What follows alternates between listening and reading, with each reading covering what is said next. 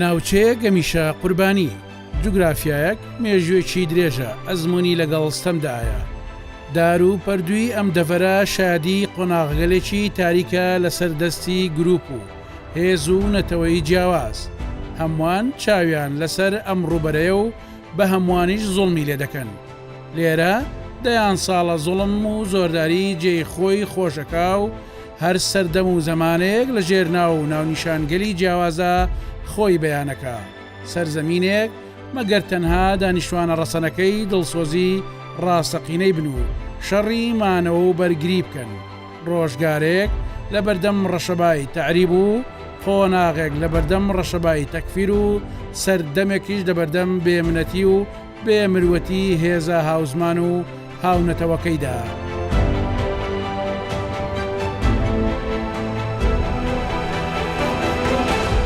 ئێرە ناوچە کوردنشینەکانی قەزای دوبزە لە خواروی کەرکووک. لێرە بێدەنگێکی خنکێنەر هەست پێ دەکرێ. جاڕی دووبارەبوونەوەی تاوانێکی مێژووی ڕەش دەبیستێ. سەر لە نوێ وەی شومەی تاعریب بەرۆکی دانیشتوانە ڕەسەنە کوردنشینەکەی گرتوێتەوە و ناچار بە کۆچی زۆرە ملیانەکە. لێرە بە سەدان خان و هەزاران دۆنمی کشتتوکاڵی بێناز چاوەڕوانی دەست و بازووی خاوەنە ڕەسەنەکانیانن، لە چاوەڕوانی گەڕانەوەی جوڵە و ئاوەدانی جارانیانن.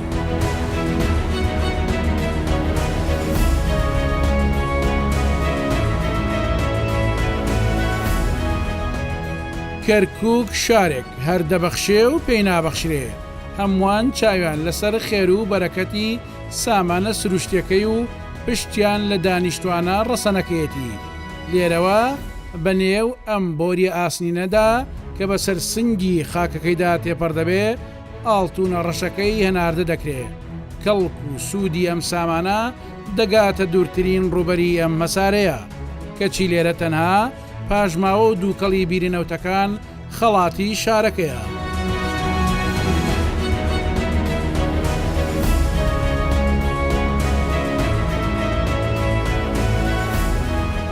لێرە هەمان تراژیدای گوندە کوردنشینەکانی دەوروبەری قەزای خانەقین دووبارە بووتەوە.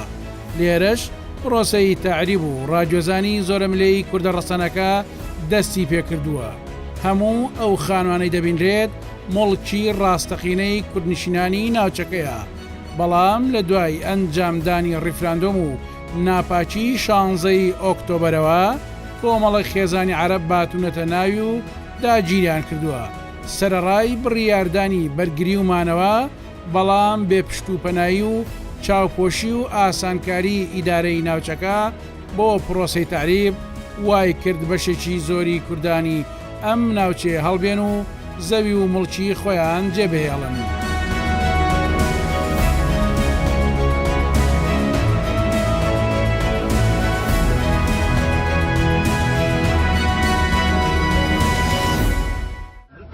من بيشمال قلت عم دواعش بالقرآن العظيم قاتلك بالقرآن كل هذه المناطق أنا قاتلت بالقرآن. يلا أجيب 50,000 شاهد. يلا تنكر اشكر. ئەم گرتە ڤیدۆیە کاتژمێر 9 شەوی 12/11/2018 و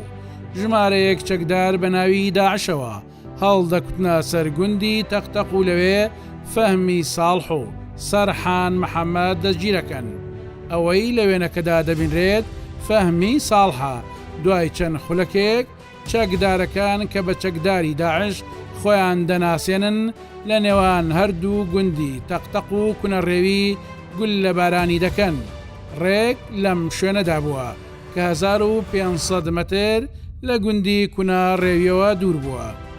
فەهمی تەنها لە بەرەوە کوژرا کە بە عەرەبی ناوچەکەی وتبوو هەرکەس زەویمان داگیر بکات دەیکوژین. دوای دوو شەو لەو هەڕەشەیە ئیتر فەهمی دەکوژێت.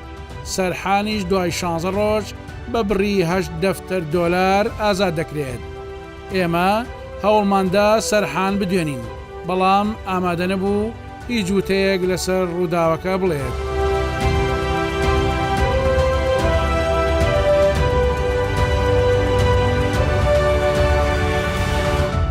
کەشوهەوا باراناویە و تەمیش ناوچەکەی داپۆشیوە. ئێمە لەگەڵ کوێخاوی سف بەڕێکەوتین بۆ دێی تەختەق کە زێدی خۆیەتی. ئەو لە ناو ئۆتۆمبیلەکەدا قسە بۆ ئێمە دەکات دەڵێت عەرەب لە باشوورەوە هاتوون و زەویەکانیان لێداگیر کردوین. عرب لە جنوبەوە هاتووە لە سەری عیشەکە بۆ خۆی. ئێستا ئێوە کوردەکان ناوێرن؟ نایلێ ئستا پێت پیشانە دەم عەردیان مەنع کردووە لای ئێمە عەردیان مەنع کردووە لای ئێمە نایە لە نێمە تۆی بکەین ئەوان وایکەن. ئەمە سەیتەرەی کوێ پێڵێن؟ ئەمە سەیتەرەی چەغماغەیە. ئەمە بازگەی پۆلیسی فدراڵی عێراقە، بەڵام هێزی ئەهلی ئەسایب الحاق لێرن تێدەپەڕین و بەرەو گوندی تەقتەق دەچین. ئەو گوندەی کە لە دوای کوشتنی فەهمیەوە ئیتر کورد ژیانی تێدا تاڵ بوو چۆڵیان کرد.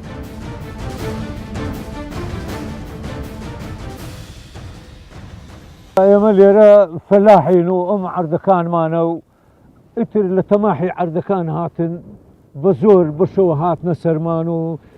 عەزیەت خەرچیاندا و عەردیان لێمان سەند و هەڕەشەیان کرد و زۆر یعنی خەتای عەشایرەکەی ئەوەی کە عەردەکانی وەرگرتووە خەتای ئەوانەیە عەرەبەکان لێرە ترسی داعشیشەیە؟ وەڵڵاهی ئێمە وەک بە چاو بیدینین نەماندیوە وەک بە چاو بیدینین نەماندیوە هەرش بن علاقەیان لەسەر ئێمە نەبوو بەڕاستیەکە ئەوان بەس ئەمان دێیەکان بە زۆر ئەیانیان هاورد و ئەوەی لەگەریان بوو لە دێیەکان و چەند دۆنم عەرزیان داگیر کردووی کورد عەرەب لێرە؟ بە سەتەها دۆن بە سەتەها دۆنم هەزارەها دۆن. ئەی چیەکەن ئێوە نیەتان چییە؟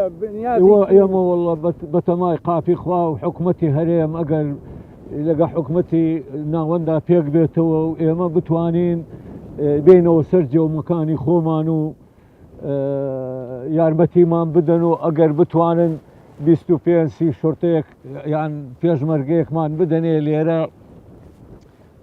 یارمەتیمان بدا و لەگەڵمان بێ و خەڵک نێتە سەرمان و بۆ کوشتنی ئێمە حەول نەدەن یعنی. ئێستا هیچ ماڵیتیان نەماوە ئەمە؟ نانە بە ڕۆژ خەڵک دێتەوە و بەشە و ناتوانێت گیر بێ ئەگەڕێت. هەموو عەرزەکانتانەوەی ئەم دەشتەوەی داگیر کراوە؟ هەمووی ئەمە داگیرە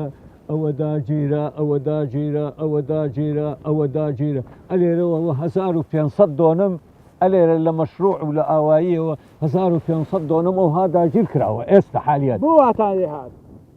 ئێ وەڵڵا ئێمە چی بکەین پێشمەرگە سەحبی کردەوە و هەتا پێشمەرگە و لێرانە بوو یعنی هەرێم حکومەتی هەرێم لێرە بوو ئێمە بێترس بووین و بە ئیسراحەت لێرە کار و کاسبی خۆمانە کرد و خەڵکەکەش یعنی قەرارێک نییە لە کوردستانەوە کە بڵێن خەڵکەکە بێتەوە دەبێت دابنیشێ لە جێ خۆیان عەردەکەی نەکا. واتە ئێستا عەرەبی هاوردەکان هاتوونە شوێنی خۆیان؟ هاتوونەتە شوێنی خۆیان و عەردەکانیانە ئەوە بە زۆر ئەمانیان بە عەشایر عەرەبیە داگیریان کرد و مڵک و تاپۆ و یعنی عەقد و هەمویان داگیر کرد هیچ نەما هەتا ئەو خانیانەی ئەولا ئەو دوو وەجبەخانەیەوە عەتەقتەق.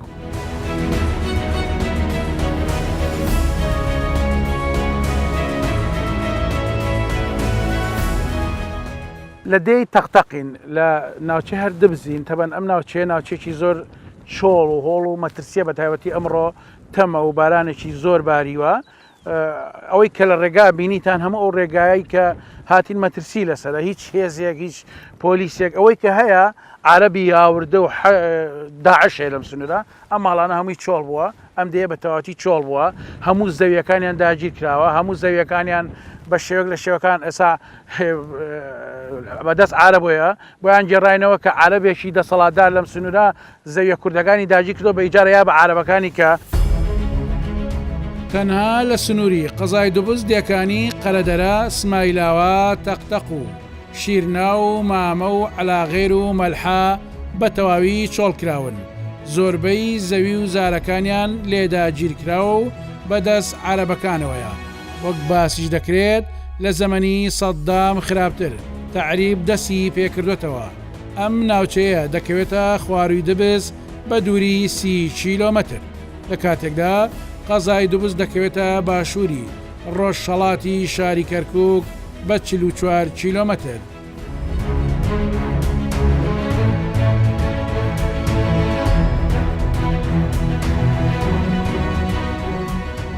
دێی ئەمشە لەسەر ڕێگای سەرەکی کەرکووک دوبزە بەشێکی زۆری زەوی دانیشتوانە ڕەسەنەکەی ئەم دەیە کە کوردن لەلایەن عەرەبەوە داگیر کراوە. نەوزاد محەممەد دانیشتووی ئەمشەیە و بەشێکی زۆری زەویەکانی لەلایەن عەرەبەوە داگیرکراوە و خانووی نوێیان لەسەر دروست کردووە. ناوبراو بازەوە دەکات لێرە هەر عەرەبە و یاسای خۆی هەیە و بۆ داگیرکردنی مڵک و ماڵی کورد کاری پێدەکات. لە دوای 16 ئۆکتۆبر ئەنواع چەکداریان هێنا بۆ سەرمان دەرگایانشکان پەنجەرەیانشکان خەڵکەکە زۆری لە ترس و دڵەڕاوچێت تەبعاً ڕۆیشتن ئێرەیان بەجێهێشت. دوای ئەوە ئێمە بە دوو ڕۆژ پیان ماوتن ئەوەی نەگەڕێتەوە هیچ حسابێکی بۆ ناکرێ لەم گوندە دەبێت تو بەرگری بکەیت. ئەگە بەرگری ناکەی کەواتە تو بەرگری لە خاگنەکەی وەکۆیە دایک خوشکرد بەجێشت بەڵێ زۆربەی دیەکان بەجیان هێشتووە. ئێمە خاک دایکە چۆن بەجێ دێدی ئەوە ناچار بوون زیاتر زەختیان لەسەر بۆ ئەوانی کە وەکو تەختەقا وەکو مامەیە ئەلەغێرە شیرناوە ئەوانە زیاتر زەختیان لەسەر بوو. ئێمە زەختەکە لێرە چی بوو؟ ئەوان ئێمە لێرە بەرگریمان کرد بەس ئەوان لەوێ کەم بوون. ئەوانەی کە هاتبوونەوە لە تەختەخ و مامە و ئەلەغێر و شیرناوە ئەو ناوە هەمووی سێ چوار ماڵ بوو. ئێمە 43 ماڵی 43 ماڵ بەرگریمان کرد و ئەو خانوانە دروست کراوە تازە ئەوە چییە؟ ئەوانە هەر عەرەبێک یاسایە بۆ خۆی دانا یاسای فەرهود ئەوانە فەرهود چین بۆ نمونە ئەترا بە هیچ یاسایەک ناکە لەبەرەوەی ئەو یاسایانەی کە لە دوای 16 ئۆکتۆبرەوە دەرچوو بە بڕیاری ڕاکان جبووری هەڵسان بۆ دەرکردن و لە ناوبردننی کورد لە گوندەکان بە هەموو شێوەیەک بۆ ئەوەی کورد نەمینێت تەعریبەکە لە 100% بێت لە زمانی سەدام حوسێن خراپتر بێت. ئێستا خراپترە بۆ ئەزانی بۆ من شەریکم لەگەڵ عێراقە لەگەڵ دەوڵەتە کە شەریک بم چۆنە بێت تۆ حسابی وەکو سەدام حسابم لەگەڵ بکەیت چۆن بڕیارەکان سەدام ئەگەڕێنیتەوە من شەریکم من تۆم کردووە بە دەوڵەت من حیسەم هەیە لەگەڵت شەریکم لەگەڵ ئەوانەوە ناخێنەوە ئەوە ئەخێنەوە ئەو خانیانە لەسەر زەوی ئێمەیە من خۆم و براکەم و دوو خزمی دیکە لە گوندەکە چوار بیرمانەیە هەر چوار بیرەکەیان داگیر کردەوە بیری ئرتوازی بە نسبەتی خۆمەوە 200 ملیۆن زەررم کردووە بە مەڕەشە و بیر ئرتوازی و خانی و هەمووی بەجێهێشتراوە ناهێلن بچمە سەری ئەچمە سەری پارەکە خۆم تۆم کردبوو نەمهێشت بەس ئەم ساڵەکە زیاتر زەختیان کرد لە سەرمان خانوویان دروست کرد هەڵسان بێزگەلەوەی کە لێرە پەڕانەوە ئەو بەریش زیاتر لە 10,000 دۆنمیان کردووە لە ئەمشە و قەرەدەرە تۆیان کردووە و یاسا بۆ خۆیان دانن و ئەتحادیە ئێرە هاوکاریان ناکات ئەڕۆن لە ناو فەیلەقەوە لە ناو بڵین کەیوانەوە لە کەیوانەوە هەمەرمان بۆ دێن 50 هەمار 100 هەمار دەورێدەن بۆ ئەوەی ینی شتەکە لە دەست ئێمە بچێت. بە گوێرەی لێدوانی کوردانی کەرکووک ململانەی حیزبی و خراپی ئیدارەدانی کەرکووک لەسەر دەستی هێزە کوردەکان هاوکات ئەنجامدانی ڕیفراندۆم و ناپاچی 16 ئۆکتۆبەر هۆکاری سەرەکی بوون بۆ ئەوەی کورد لەم ناوچەیە ئاوارە بێتەوە. ئێمە لە دووبزەوە بەرەو شاری هەولێر بەڕێکەوتوین بۆ لای بەرپرسی لقی سێی کەرکووکی پارتی لە هەولێر کە لە دوای 16 ئۆکتۆبەرەوە خۆی و بارەگای لقەکەی چوونەتە هەولێر هەرچەندە نانەوێ لەسەر ئەو پرسە قسە بکەن بەڵام ئێمە مەبەسمانە بگەینە لای و لەسەر ئەو پرسە قسەمان بۆ بکەن. گەیشتینە هەولێر و چوونە لای بەرپرسی لقی سێی کەرکووک ئەو هەر لە سەرەتاوتی دەرچوونی کورد لەو ناوچانە گروپی خیانەتی 16 ئۆکتۆبەر لی بەرپرسن. هەمووی دەرەنجامی ئەو بەداخەوە خیانەتەیەک لە دوای 16 ئۆکتۆبەر ڕوویدا و ئەو دۆخەش یەکێک لە دەرەنجامە خراپەکانی ئەو بابەتە بوو. ئێمە بەڕاشکاوی بە هەموو لایەکمان وتەوە و بەردۆخێکی ئێستا لە کەرکووک ڕوویداوە پارتی دیموکراتی کوردستان لێ بەرپرس نییە ئەوانەیە کە خیانەتەکەیان کردو بەرپرسی یەکەمن لەو بابەتە کە بەداخشەوە دەرکەوت نەیانتوانێت هیچ چارەسەرێک بۆ ئەو بارودۆخە بدۆزنەوە بەڵام ئێمە لە لای خۆمانەوە پێشتریش ئەگەر بینەرانی بەڕێزی ئێوە لە یادیان بێت لەو کۆبنەوەی کە لە قەرانگیر لە کۆتاییەکانی پارساڵ ئەنجامماندا بزات لە مانگینۆ وتومانە هیچ کەم لەو بڕیارانەی کە لەسەر خەڵکی ڕەسەنی کەرکووک دەرچووە چ لە حکوومەتی ئیتحادی چ لە بەناو پارێزگاری کەرکووک ئێمە دانی پیانانین لە ڕووی استراتیژیەوە بۆ ئێمە کەرکووک دڵی کوردستانە و لەسەر ئەو استراتیژیەش پارتی دیموکراتی کوردستان بەردەوامە بەڵام پارتی نایەوە کاتێک بگەڕێتەوە کە وەکو لایەنەکانی تر بێ لە کەرکووک پارتی ئەوێ کاتێک بگەڕێتەوە کە جۆرێک لە شکۆ و جۆرێک لە ئازادی بۆ کورسانیانی کەرکووک بێنەوە ئەو بڕیارانەشی کە دراوە لەسەر خەڵکی کەرکووک هەڵوەشێندرێتەوە کورسانیانی کەرکووک چەند خاڵێک لە بەرچاویانە کە پارتی دیموکراتی کوردستان داکۆکیشی لەسەرکات ئەوان پێیان وایە بەم خاڵانەیە کە ئێمە زەمانەتەکان ئەتوانین ببینین یەکەم خاڵەوەیە کە ئێمە پێمان وایە ئەو جەبهە گەورەیە کە لە نێوان حکوومەتی ئیتحادی و هێزی پێشمەرگەی کوردستان لەو سنوورانە دروستکراوە ئەو هەموو هێزە فراوانەی پۆلیسی ئیتحادی و جێیش و حەشتی شعبی لەو ناوچانە جێگیر کراوە پێویست بەو هێزانە ناکات چکە ئەسڵەن بڕیاری شەڕ ئەگەر حکوومەتی ئیتحادی دابێتی هجومی کرد بێتە سەر پێشمەرگە ئێستا و بڕیارە شەڕانە نەماوە بۆیە پێویست بەو هێزە ناکە خاڵی دووەم بەنسبەت ئێمە ئەوەی کە گرنگە ئەوەیە کە پارێزگای کەرکووک شارەکان پێویستە بەدەست خەڵکی کەرکووکەوە بێ و پۆلیسی محەلی وەکو باقی محافزاتی جنوبی و شوێنەکانی تر پۆلیسی محەلی بێت ئەمنیەتی ناو شار بپارێزە پێویست بە ئەرتش و بە بڕیاراتی ئەسکەرتاریەت ناکات و ئەسکەر بڕاتەوە بۆ معسکەرەکانی خۆی ئەمە خاڵی دووەمە بەنسبەت ئێمە کە خاڵی گرنگە سێ مەسەلەی ئیدارەی کەرکووک ئیدارەکە ئاسایی بکرێتەوە چونکە ئێستا بە قەرارێک لە بەغداوە پارێزگاری جارانی کەرکووک دکتۆر نەجمەدین کەریم لە پارێزگاری لادراوە و ڕاکان سعید جێگیری ئەو بووە ئەو ئێستا پارێزگار و ئیشەکان ئەڕوە ئێمە پێمان وایە ئەم بارودۆخە بێ ئاسایی بکرێتەوە ئاساییەکەش دوای ئەوەی کە جەبهەکە نەما دوای ئەوەی کە ئەرتش لە ناو شارە نەما مەجلسی محافەزە بگەڕێتەوە و ئەگەر ڕازی بوون بە پارێزگاری پێشوو ئەگەر یان بڕیاریاندا پارێزگارێکی تر هەڵبژێردرێت لە هەردوو حاڵەتەکە یا پارتی دیموکراتی کوردستان دامی مەجلسی محافەزە ئەکات بۆی بگەینە نەتیجەیەک و چارەسەرەکان بدۆزینەوە لەو کاتەش ئەبێ ئەو با بڵێن فشارەی لەسەر کورسانیانی کەرکووکە لەسەر ئاڵای کوردستان لەسەر تەواجودی خەڵکی ئێمە لە کەرکووک ئەوانە نەمێنێ و لەوانش گرنگتر بەنسبەت ئێمە ئەوەیە کە کوردستانیانی کەرکووک پێیان وایە بە وجودی هێزی پێشمەرگە لەو ناوچە جێناکۆکانەی کە هەیە ئەوان لە مەترسی ئیرهاب و داعش زیاتر پارێزراوە دەچینە دەی قەرەدەرە پێشتر ئەم دەیە خێزانێکی زۆری کوردی لێبووە بەڵام ئێستا دا بۆ 15 ماڵی تیاماوە لەلایەن عەرەب نشینی ناوچەکەوە کە پێشتر هیچ کێشەیەکیان لەگەڵ کوردانە بووە خان و زەوی کشت و کاڵیان داگیرکراوە و ئێستا بوونەتە دوژمنی یەکدی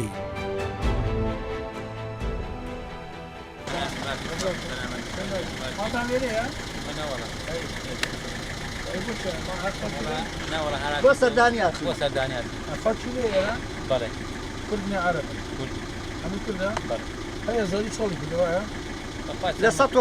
لە 180 ماڵ 200 ماڵ 8 ماڵی تێماوە هەشت ماڵ ترسی چیانی حەزیان لێ والله ترسي أما داعش وحشد داعش وأم حتى أنا لم ناوي حياة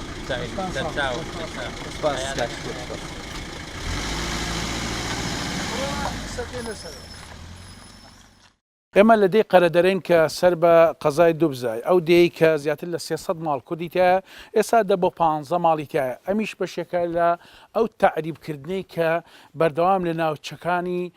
ئەو ناوچانەیە کە پێی ئەڵێن ناوچە جێناکۆکەکان کە ئێستا حەشدی شەعبی و حکوومەتی عراقی و پۆلیسی فیدرال حکمی تێئاکا و لە دوای 16 ئۆکتۆبەرەوە دەسەڵاتی کوردی لەم ناوچەیە بە تەواوی کۆچی کردۆ نەماوە هەموو ماڵە کوردەکان چۆڵ بوون ئەوەی کە هەیە تاکە ئەوانە ماونەتەوە کە وەکو خۆیان ئەڵێن ژیانێکی کولەمەرجی لەم ناوچەیە بەسەر ئەبن ناخیان پڕ لە حەسرەتە چاویان نەمیشەلەوەیە چۆن بتوانن جارێکی تر بگەڕێنەوە سەر خاک و ئاوی خۆیان بەڵام بەرپرسێکی یەکێتی نیشتیمانی لە کەرکووک دەڵێت دۆخەکە بەو شێوە گەورەیە نییە لە کاتێکدا بە هەزاران دۆنم زەوی کشت و کاڵی کورد لەلایەن عەرەبەوە داگیرکراوە دەچینە مەڵبەندی یەکێتی نیشتیمانی لە کەرکووک بە چوونمان تێبینی ئەوەمان لا دروست بوو لە کوچە و کۆڵانەکانی کەرکووک بە تایبەتیش نزیک ماڵبەندەکە یەکێتی ئاڵای مەزەبی شیعە دەشەکێتەوە، بەڵام ماڵای کوردستان قەدەغەی و تەنانەت لەسەر بارەگای حیزبە کوردستانیەکانی شەڵ بکرێت. ئێستا کەرکووکی دوای 16 ئۆکتۆبەرە و دووبارە بەرەو تەعریببوون دەڕوات. وێنەی کەسایەتیە شیعەکان و ئاڵاکانیان بوونەتە تابلۆی ڕەمزی شارەکە.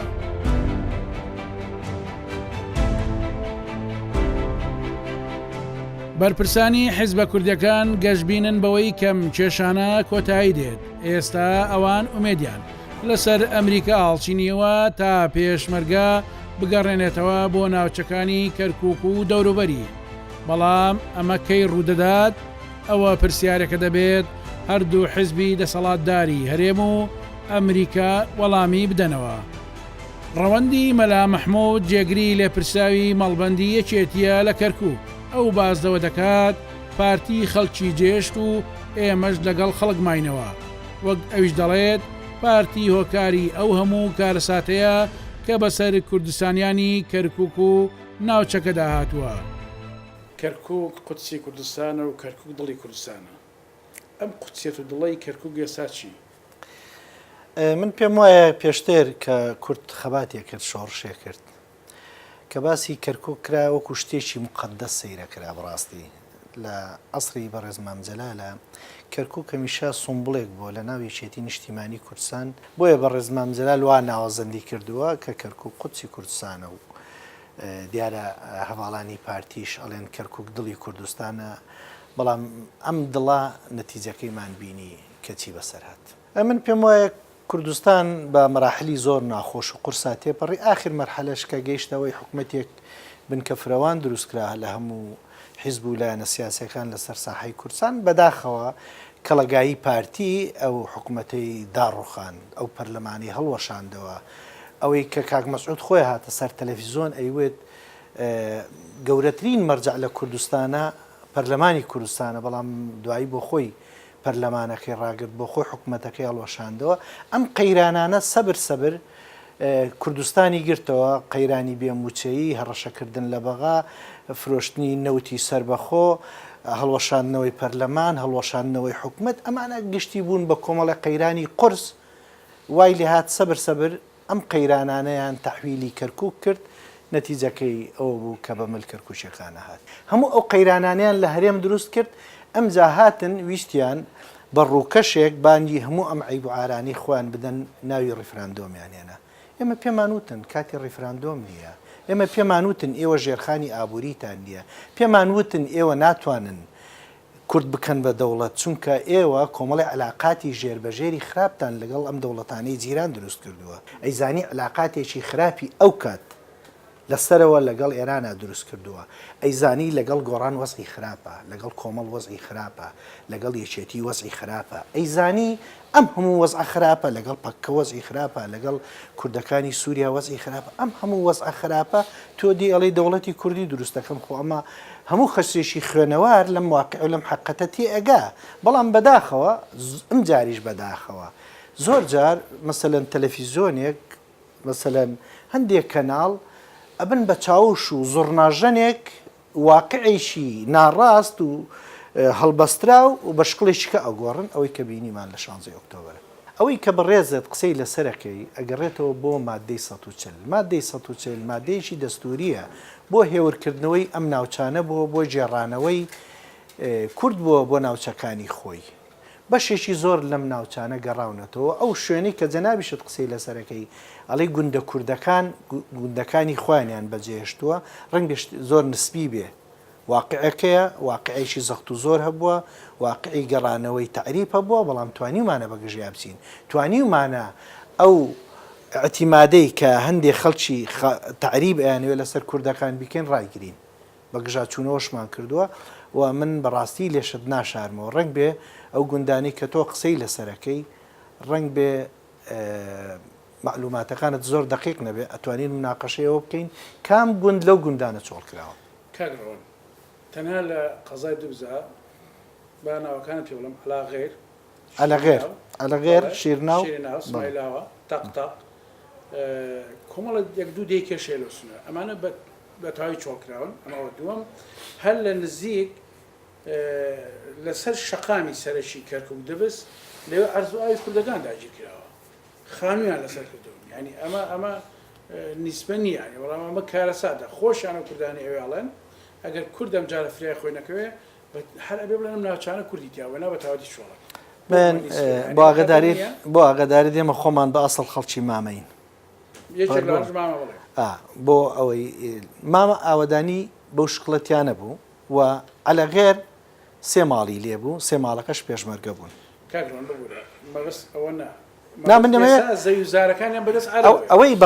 ئەوەی بەڕێزت قسەیلەکەی من خۆم لە ناو بابەتەکەیان فعلەن بابەتەکە ئێستا بەم شکڵەیە عەرەبەکان داوایەکەن کوردەکان نایدەن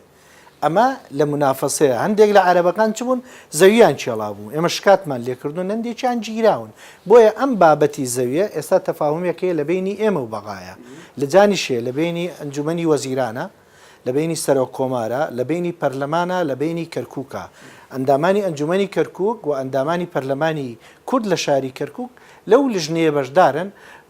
هەفتەیەک پێشێستا کۆبنەوەیان لەسەر ئەم بابەتە کردو تەفاهمی جدی هەیە لەسەر ئەم بابەتە زەوی کوردەکان هیچ کەسێک ناتوانێت داگیری بکە بزوتنەوەی گۆڕان وە گێزێکی کوردی لە کەرکووک قسەی خۆی هەیە بە پێچەوانەی یەردوو بەرپرسەکەی یەکێتی و پارتی دەڵێن ئەو دوو هێزە لە هەموو شتێکە دژی یەکن تەنها لە بردننی سامانی کەرکووکدا یەک بوون بۆیە وەک ئەوان دەڵێن هەردووکیان وەک یەک بەشیان هەیە لەم کارە ساتانەی بەسەر کووردا دێت لە ڕاستیە دوای 16 ئۆکتۆبەر و دوای ئەو وەزع تازەی کە هاتووە جارێکیکە شەپۆلی تعریب ینی دەستی پێکردووە بە شێوەیەکی تریانی ئەمان سیاسەتی کۆنی باس دووبارە بۆتەوە ئەم جاریان ڕەنگە لەسەر ناوی هەندێک دۆستایەتی ئەوانە بێ نمونونەکان زۆرن ینی ئەوەی کە ئێمە وەک بسووتنەوەی گۆڕانێنی کردومانە سەردانی ناوچەکانمان کردووە لە نزیکەوە و کەیێنێن یەشێ بۆ لەوانەیە کە تا کەناڵیش بووە بەڕاستی چەندین راپۆرتی لەسەر کردووە و ڕای دنیا و هەموو ئەمریکا و هەموو شوێنەکانمان لێ ئاگادار کردوێتەوە لە بینی دووبس کەرکووک سێ چوار گوندی تعریب دروست کراوە ینی یەکیان لە بەناوی ئالبودێرە یەکی بەناوی عزەیە یەکە بەناوی زاهرایە مەسەن ئالبودێر شیعان ینی شیعان یەکێکە لە ناحیەکانی سەر بە دیوانیە هاتوون ینی جگەلەوە لە منطقەی لەیلانە لە ناوچەی دووس خورماتووە لە ناوچەی داقووقە لە هەموو ئەم ناوچانە عەرەب هاتووەتەوە و بوردە وردە پەلیشەشاو بۆ ناوچەکانی سەروی کەرکووکیشتنی ناوچەکانی شوان ناوچەکانی ساڵەیی ناوچەکانی ئاتون کۆپری هەموو ئەوانە جگە بۆ ناوچەی ئەو بەریزێ ئەوێشی پەلیشە بۆ دەیەکانی پەڵکانە و بۆ هەموو ئەو شوێنانە ئەنی عەرەب هاتووەتەوە بەڕاستی و هیمەت کراوە کاری لەسەر کراوە بەغای ئاگادار کرا لە ڕێگەی پەرلەمانتەکانی گۆڕانەوە ئەوان هاتوون سەردانیان کردووە سەردانی مەدانیان کردە بەڵام ئەم شکات و شکاتکاریە ئەم هەنگاوانە هێشتا نەچێتە هەنگاوی عەمەلی بۆی بڵێن بیوەستێنی ئەم دوو حیزبە وەکو حیزب حکمی ئەم شاراکەن لێوە دەستیان پێ کردووە لە تێکدانی پەیوەندی کۆمەڵەتەکان لە تێکدانی ڕیزی کوردایەتی لە تێکدانی پەروەردە لە کەرکووکە لە هەموو بوارەکانە ئەمانە کارێکی وایان کردووە کە خەڵک متمانیان پێنەماوە بەڕاستی ئەم دوو حیزبە قیادی ئەم دوو حیزبە تا ئێستاش جێی مەترسین بەلای منەوە بەڕاستی لە کارکردنی ڕۆژانە بۆ کەرکووک و لە دوو نەهجی جیاواز دوو منهجی جیاوازیانەیە بەڵام لە شتێکە هاوبەش بوونە دەنگیان نەکردووە لە بردننی سەروەت و سامانی ئەم شارەیە زۆر هاهیم بوون ینی زۆر ڕێک بوون ئەجنان لە باقی شتەکانی ترە بە هیچ شێوەیەک ڕێک نەبوونە دوو ئاسایشە و دوو پێشمەرگە بووە دوو پۆلیسە هەموو تشتەکان دوان دوان بوونە جگەل لەوە ینی بەواسطەی سیاسەتی چەوتی ئەم دوو حیزبەوە وای کردووە کە پێکهاتەکانی تری کەرکووکی لیان ناڕازی بێت جگەل لەوەی کە پێکهاتی کورد ئێستا بڕلیان پرس کە پێکهاتی کوردیش لەو سیاسەتە ناڕازی بووە کە ئەوەیە ینی خەڵک ئەبێ خەڵکەکە ئەو دیانەی کە جەنابتان چوون ئێمە هەمیشە سەردانمان کردوون خەڵک بڕیاری ئەوەیدا کە خۆی ڕاگر بێ خۆ ڕاگر بێ و عەرزەکان بەجێ ناڵین بەڕاستی چکە ئێمە خۆمان بەشێکی لە خەڵکە ئەجینا من پێم وایە بەتەمای سیاسەتی قیادەی کوردی بین چۆن داهاتەکانی ناوشوان ساڵەیی شێخبزێنی هەموو شوێنەکانی تر زیاتر لە 800 گوندی کورد لە سەردەمی بەعس لە 88 تۆڵ کران ئێستا 90 دیار کە خەڵکان ناتەوە پێم وابێ ئەمانە ئێستا کە چۆڵەکرێ ئەگەر گۆڕانکاری لە سیاسەتی ناوچەکەیان نەکرێ و ئەگەر هیمەتی خەڵک خۆی نەبێ و ئەگەر فشارێکی زۆر خەڵک خۆی نەیکە لە ڕۆی یاسایەکەوە لە ڕووی قانونیەوە لە ڕووی هەموو ئەوانەی کە ئەم قەرارە تازانی کە لە بەغایە خەریکین هەموو ئەندام پەرلەمانەکانی کورد لە عێراقا خە لە بەغای خەریکن ئەمە فریا بکەوێت و خەڵک خۆراگەری خەڵک زۆر مهمە و من پسیقم متمانی تەواوم بە خەڵکێ بەڵام هیچ متمانەیەکم بە قیادەی ئەم حیزبانە نییە بە حەقەتیانی لەبەرەوە ئەمەلی ئەوە هەیە کە خەڵک جارێک کە بتوانێت بگەڕێتە بەڵام بەو ڕێژە زۆرەی جاران نییان چۆن هیچ هێشتا نەگەڕاتەوە هێشتا لایەزال ئێستا زیاتر لە 10,000-20,000 ئاوارەمان لە هین ماوە لەم ناوچەی سلێمانی و هەولێر و قەڵازی ئەوانە ماوە. هەڕەشەی تعریبکردن و سڕینەوەی نازنامەی کورد لە شاری کەرکووک و ناوچەکانی دەوروبەری بە درێژایی مێژووی حکوومەتە یەک لە دوای یەکانی عێراق بوونی هەبووە و وەک ئامڕازەیەک بۆ بەرەنگاربوونەوەی جوڵانەوە و شۆڕشەکانی کورد و سڕینەوەی یەکجارێکی کورد لەو ناوچانە پەنایی بۆ براوە بەڵام لە دوای ڕوخانی ڕژێمی بەعسەوە دەرفەتێکی گەورە بۆ کوردڕەقسا و بۆ یەکەم جار پارێزگاری کەرکووک و زۆربەی زۆری پۆستە ئیداریەکانی ئەو شارە کەوتە دەست کورد بەوەش تا ڕادێکی باش پێگە و سەنجی کورد لە پارێزگای کەرکووک جێگیر بوو بەشێکی زۆر لە کووردە ڕاگوێزراوەکان گەڕێنرانەوە و بەشێکیش لە عارەبە هاوردەکان نێردرانەوە.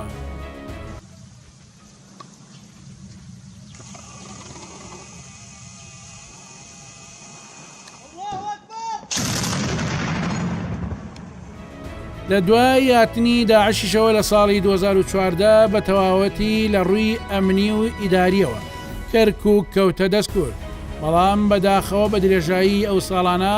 هەردوو حزبی دەسەڵاتداری یەکێتی و پارتی لە ململانەی حزبی و شخصیدا بوون بەرژەوەندی باڵای دانیشتوانی کەرکووک و جێبەجێکردنی مادەی 140 غەمی سەرەکیان نەبوو بە شێوەیەک کەرکووک نەدڵی ئەویان و نەقودسی ئەمیان بوو بۆیە دەرەنجامەکەی بە 16 ئۆکتۆبەر کۆتایی هات و جارێکی دی کورد ڕوبەڕووی ئاوارەی و پرۆسەی تعریبکردن بۆ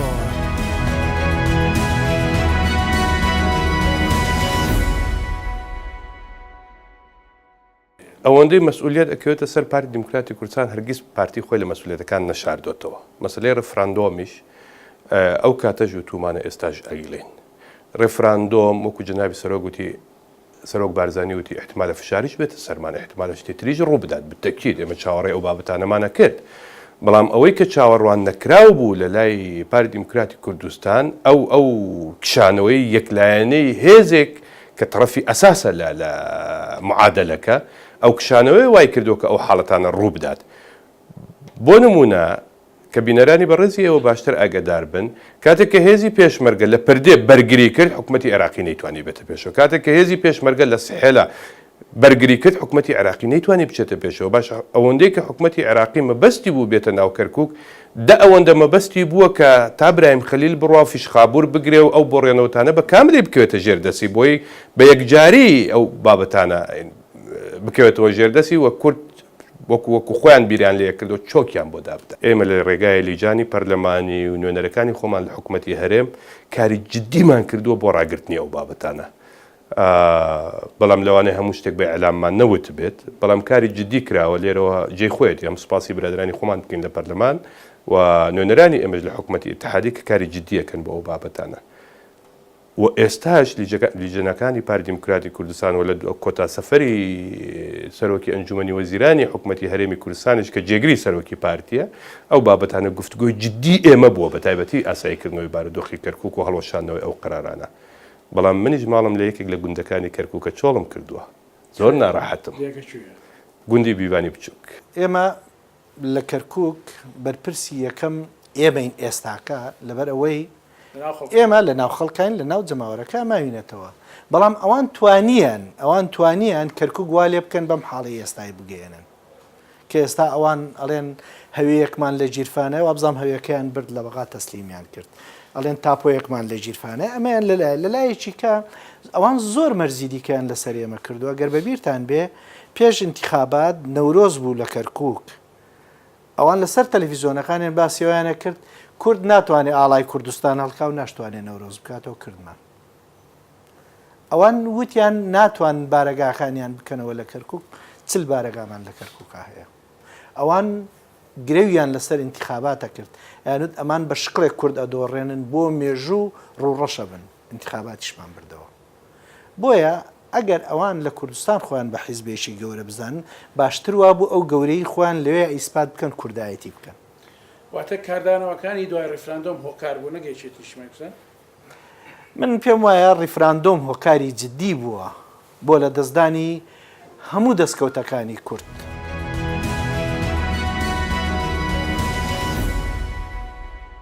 ئێمە لەم بەرنامە مەیدانیا ئەومان بۆ دەکەوت کە هەموو ئەم زەویانە ئێستا منی لێوەستاوم بم بەروبەری شەقامەکەدا و هەمووی ئەوەی کە دیارە و ئەبینرێت بە پێی ئەوەی کە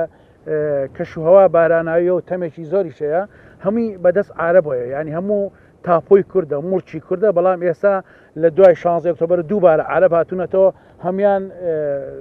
چاندۆ بۆ خۆیان کە بەشێک لە زەویەکانەوە تا لە خوارێمەوە نەچێنراون واتە هی مڵکی کوردن بەڵام ئەگەر هاوکارم کاکتیشکۆ بێت بیبینێت تەسویرەوانم بۆ بکات ئەمە بەشێکن لەو زەویانەی کە بەدە هی کووردە بەڵام بەداخەوە نەچێنراوە عارەب نەیهێشتووە لێرە عارەب سیر لەوایە عارەب هاتوون بۆ ئێرە لەسەر ئەم زەویە کوردانە زەوی کوردەکان بۆ بە شەڕیان زەلامیان لە یەکتری کوشتۆ ینی کێشەی دژمناتیکردن نێوانیان لەسەر مڵکی کورد لەسەر زەوی کورد مەسەن ئەم ئەوە بچێڵەوە نەچێڵێ ئەمە یەکێکە لەو گرفتانەی کە کورد لەم ناوچا پێ ئەناڵێنەوە ئەوەی کە باس کرا کۆمەڵە دێی زۆر لەم ناوچا وەکو شیرینا و سمایلا و عەلەغەیر و کۆمەڵە دێ هەیە چۆڵ بوون و هەمووی کوردن و کوردەکان هەڵاتون بۆ دبست و بۆ هەولێر و بۆ کەرکووک و بۆ شوێنانەی کە بتوانن ژیانی خۆیان تیا بەسەر بەڵام ئەوانەی کە مەڕووماڵات و خەڵکی دێنشینن کە ژیانیان لەسەر مەڕووماڵاتە لە دەکانی دەوروبەری دبست کە لەسەر شەقامە سەرێکەکانی دبست کەرکووکەوە نزیکن ئەوە ژیانی کووردە لە دوای ئەوەی کە خەباتێکی زۆر و قوربانێکی زۆر لە شەڕی داعش درا لەسەر خاچی کورد بەڵام خاچی کوردەوە تا دووبارە عەرەب داگیری کردوێتەوە بەدەست عارەبەوە.